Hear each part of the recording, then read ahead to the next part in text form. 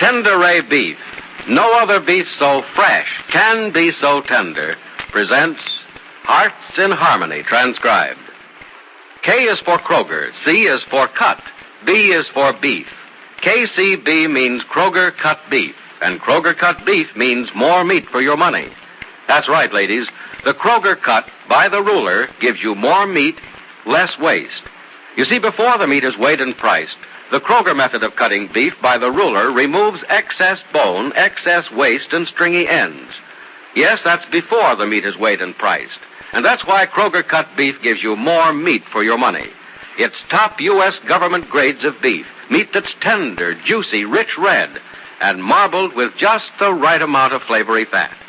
Yes, it's a better value in top-grade beef. Now, for example, let's take a Kroger cut sirloin steak.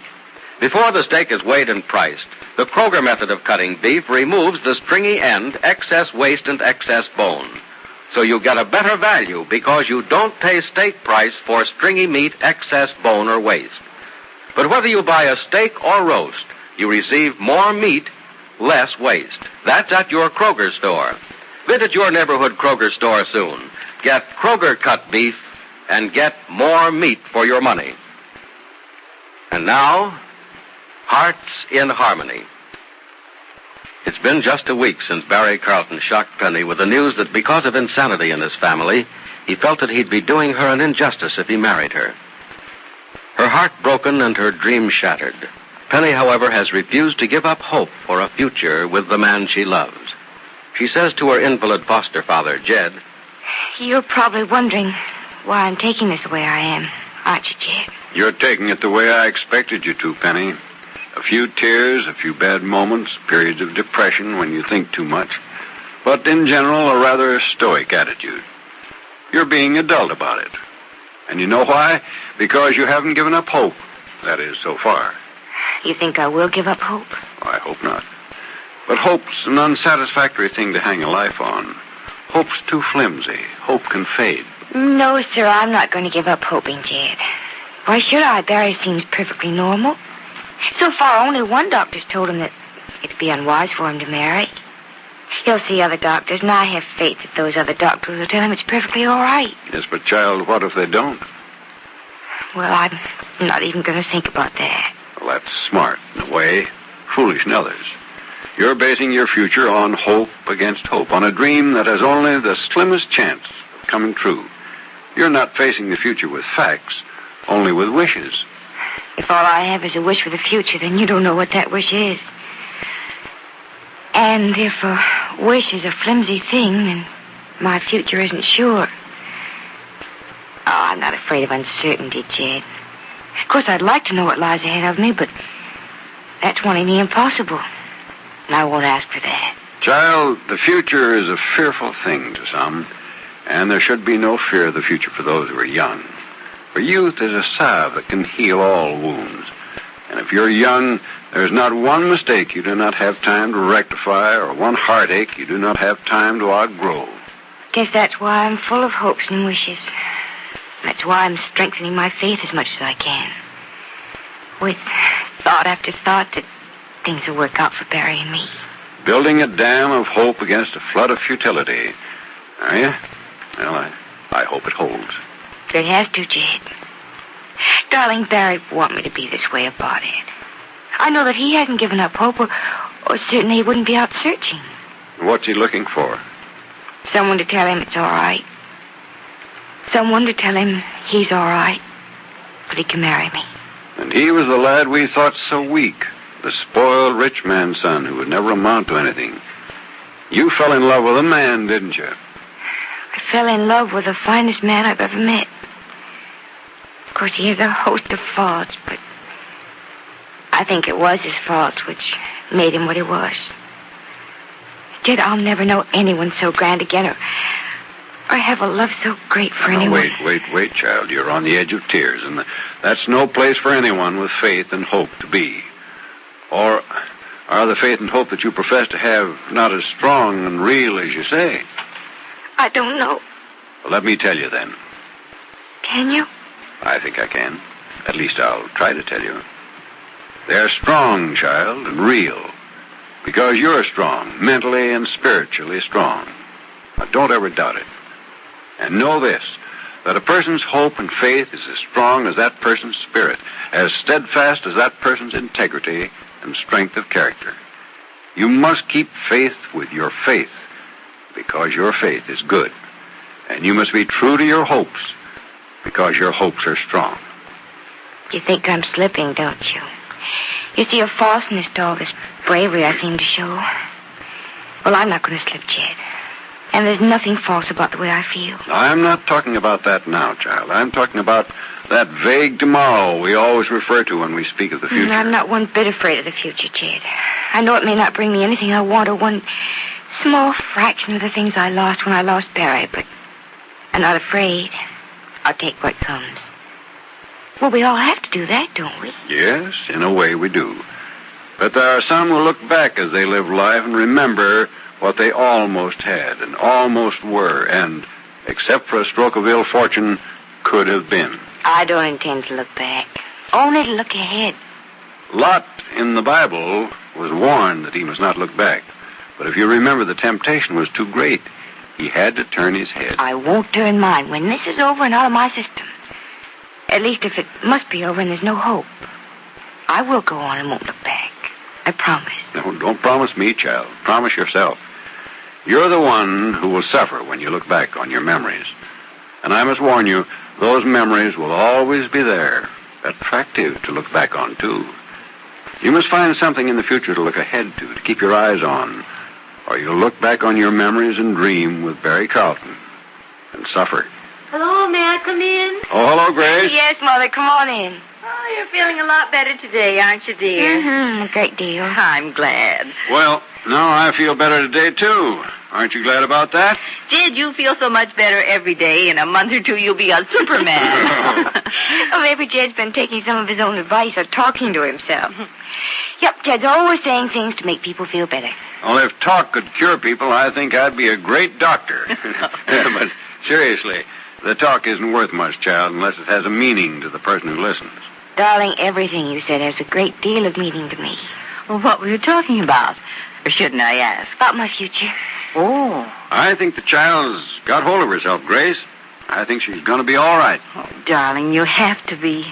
I know how you feel and how you've tried. Aunt Penny? Oh, it's Julie calling from the yard. Yes, Julie? Will somebody come out and play with me? I'm tired of playing by my own self. Go ahead, Penny. It'll be good for you. I think it might, Jed. Will somebody come out and play with me, huh? All right, Julie, I'll be right out. Oh, goody. Excuse me, Mother. Jed? Why, Of sure. course, Go dear. ahead. I think you're awfully sweet to spend so much time with her, Oh, darling. I'm flattered that she wants me to come out and play. If you want me for anything, you know I am. Uh-huh. Jed, Yes? Jed, will she be able to stand it much longer? Stand what, Grace? Well, this awful thing that's happened to her. You know what I mean. Yes, I do. But I didn't think you had any fears about it. Well, you do, don't you? I see all the danger signals. What? The tenseness, the refusal to give up. She has nothing but hope and faith. And how long can you go on that? Well, what's going to happen when the hope and faith are gone? I don't know. Will they go? Well, maybe not. That's where my hope lies. Oh, Jed, she's suffering terribly, isn't she? The hurt in her heart is so great, I wouldn't doubt but that she has physical pain. I can see it in her face.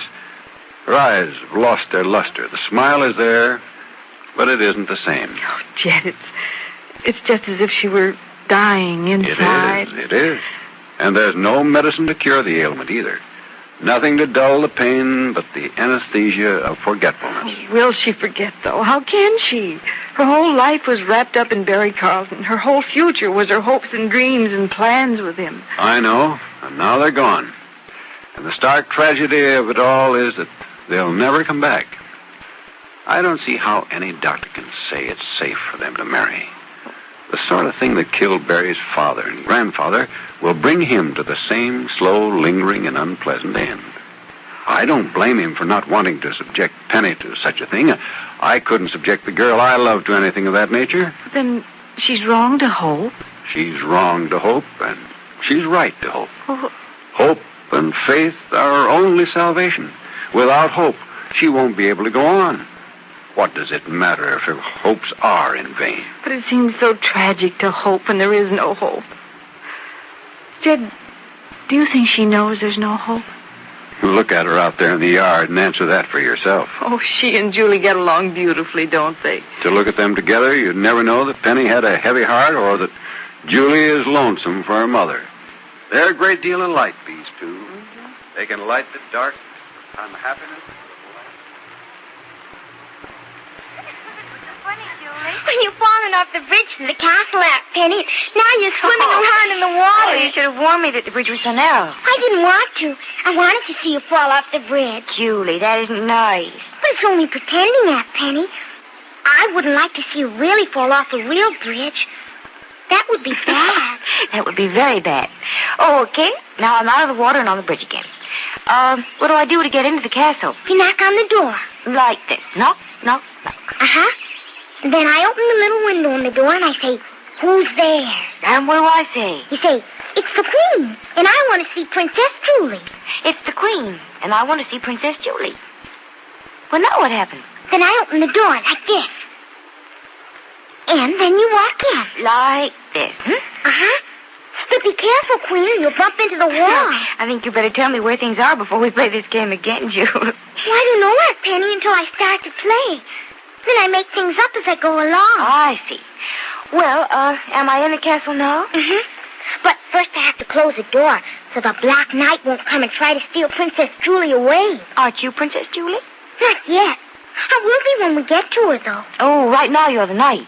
Mm-hmm. And you're the Queen, and you follow me this way. Around the tree. Well, it's not a tree, Aunt Penny. It's a long stairway that goes around and around and up, because the princess lives in a tower. Does she like it? Oh, yeah. Well, I thought the princesses lived in towers. This princess lives in a... Aunt Penny? Aunt Penny, what's the matter?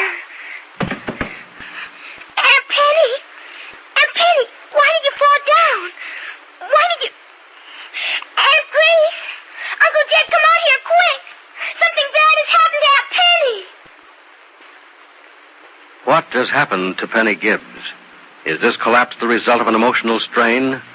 Or is it something worse? Be sure to listen to the next dramatic episode of Hearts in Harmony. KCB. KCB. KCB means Kroger Cut Beef, and Kroger Cut Beef means more meat for your money. You see, the Kroger Cut by the ruler gives you more meat, less waste, because before the meat is weighed and priced, the Kroger method of cutting beef by the ruler removes excess bone, excess waste, and stringy ends. Yes, your Kroger meat man gives you more meat, less waste, and it's top U.S. government grades of beef, tender, juicy, rich red, and marbled with just the right amount of flavory fat. So visit your Kroger store soon. Order your favorite cut of steak or roast. If you buy a Kroger cut round steak or roast, notice that the Kroger method of cutting beef gives you a minimum of bone and removes excess waste before the steak or roast is weighed and priced. Remember, whether you buy a steak or roast, Kroger cut beef gives you more meat for your money. And remember, too, ladies, Kroger cut beef is available only at Kroger stores. So plan now to visit your neighborhood Kroger store. There's where you'll find delicious beef, top-grade beef. And there at your Kroger store is where you get more meat for your money. For Kroger cut beef gives you more meat, less waste. Get your share of this tremendous value without delay at your neighborhood Kroger store. Tune in Monday, same time, same station, for another exciting transcribed chapter of Hearts in Harmony.